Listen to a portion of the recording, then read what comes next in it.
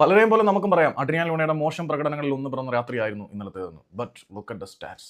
Adrian ലൂണയുടെ പ്രകടനം മോശമായിരുന്നെങ്കിലും ആ മനുഷ്യൻ കളിക്കളത്തിലുണ്ടാക്കിയ ഇമ്പാക്ട് സ്ഥിതിവിവര കണക്കുകളായിട്ട് എടുത്തു നോക്കുമ്പോൾ ആ മനുഷ്യൻ എത്രമാത്രം പരാജയത്തിലും കേരള ബ്ലാസ്റ്റേഴ്സ് എന്ന ക്ലബിന് വേണ്ടി അധ്വാനിച്ചിരുന്നു എന്ന് മനസ്സിലാകും. 52 ടച്ചുകൾ, 41 പാസിംഗ് അറ്റംപ്റ്റുകൾ, അതിൽ 36 പാസുകൾ സക്സസ്ഫുൾ പാസുകൾ, പാസിംഗ് കൃത്യതയുടെ ശതമാനം 81%. 8 ചാൻസുകൾ, 3 ചാൻസുകൾ അദ്ദേഹം ക്രിയേറ്റ് ചെയ്തു. അതിൽ തന്നെ ഒരു ബിഗ് ചാൻസ് ക്രിയേറ്റ് ചെയ്യപ്പെട്ടു. ഫൈനൽ തേർഡിലേക്ക് 5 പാസുകൾ അഡ്രിയാൻ ലൂണ കൊടുത്തു.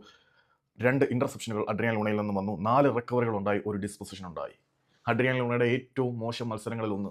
ആ മത്സരത്തിൽ പിറന്ന സ്റ്റാറ്റ് ഇതാണ്. അപ്പം നിങ്ങൾ ആലോചിച്ച് നോക്കണം, ഈ മനുഷ്യൻ ഈ ഒരു ക്ലബ്ബിന് വേണ്ടി എത്രമാത്രം വിയർപ്പൊഴുക്കുന്നുണ്ടെന്ന്. അഡ്രിയാൻ ലൂണയുടെ പ്രകടനം മോശമാണെന്ന് ചിലർക്ക് തോന്നുന്നുണ്ടെങ്കിൽ പോലും ആ ദിവസം പോലും അഡ്രിയാൻ ലൂണയുടെ സ്റ്റാറ്റ് ആരെയും ഭ്രമിപ്പിക്കുന്നതാണ്, ആരെയും മോഹിപ്പിക്കുന്നതാണ്. കേരള ബ്ലാസ്റ്റേഴ്സിന്റെ ആ മഞ്ഞ ജേഴ്സിയിൽ വിയർ പൊട്ടിച്ച് കളിക്കുമ്പോൾ ആ മനുഷ്യന്റെ ശരീരത്തിലെ അവസാനത്തെ തുള്ളി രക്തം പോലും ഊർജ്ജ കണികയായി അലിഞ്ഞു ചേർന്ന് വിയർപ്പ് തുള്ളികളായി പുറത്തേക്ക് പോകുമ്പോൾ അബ്സല്യൂട്ട്ലി ചോര നീരാക്കി കളിക്കുന്ന ഒരു താരമാണ് അഡ്രിയാൻ ലൂണ.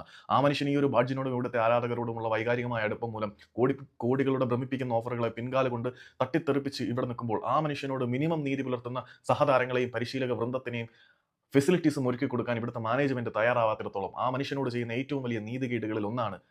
ഇതിനെക്കുറിച്ചൊരു ബംഗാളി ജേർണലിസ്റ്റ് വളരെ കൃത്യമായിട്ട് അഡ്രിയാൻ ലൂണയുടെ കാര്യം എടുത്ത് പറഞ്ഞിട്ടുണ്ടായിരുന്നു. പുള്ളി പറഞ്ഞ എന്താണെന്ന് വെച്ചാൽ, ഇന്ത്യൻ സൂപ്പർ ലീഗിൽ ഇത്രയധികം ആത്മാർത്ഥതയോടെ കളിച്ചിട്ടും ഒരു തവണ പോലും കിരീടം നേടാതെ അഡ്രിയാൻ ലൂണയെ പോലെ ഒരു താരം ബൂട്ടഴിക്കേണ്ടി വരികയാണെങ്കിൽ അത് വളരെ ദൗർഭാഗ്യകരമായിട്ടുള്ള ഒരു അവസ്ഥയായിരിക്കും. പിന്നെ അദ്ദേഹം കൂടിച്ചേർക്കുകയാണ്, ചില ഏജന്റുമാരുടെ ഫിനാൻഷ്യൽ ലക്ഷ്യങ്ങൾക്ക് വേണ്ടിയിട്ട് ഇത്തരത്തിലുള്ള താരങ്ങൾ ചില ക്ലബ്ബുകളിൽ തളയ്ക്കപ്പെട്ടിരിക്കുന്നത് ഏറ്റവും വലിയ നീതികേടുകളിൽ ഒന്നാണ് എന്നുകൂടി പറയുമ്പോൾ സത്യം തന്നെയാണ്.